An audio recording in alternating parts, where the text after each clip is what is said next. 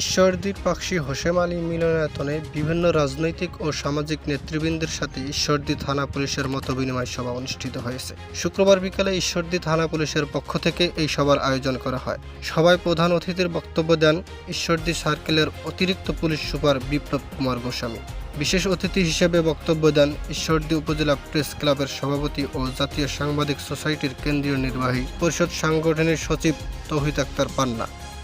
ঈশ্বরদী থানার চৌকস officers in charge Shahidul ইসলামের সভাপতিত্বে ও ঈশ্বরদী ইপিজেড ফাঁড়ির ইনচার্জ পুলিশ পরিদর্শক রুহুল আমিনের সঞ্চালনায় বক্তব্য দেন বিএনপি নেতা কবির হোসেন, ইব্রাহিম হোসেন, জাহাঙ্গীর আলম ও জেলা যুবলীগ নেতা এনামুল হক, ফাতেমা আক্তার পলি মেম্বর, জামাতে ইসলামী নেতা মাসুদ রানা মাসুদ, হাফেজ মাওলানা মোহাম্মদ আব্দুল সবুর, সোহেল রানা সহ অনেকে বক্তব্য দেন।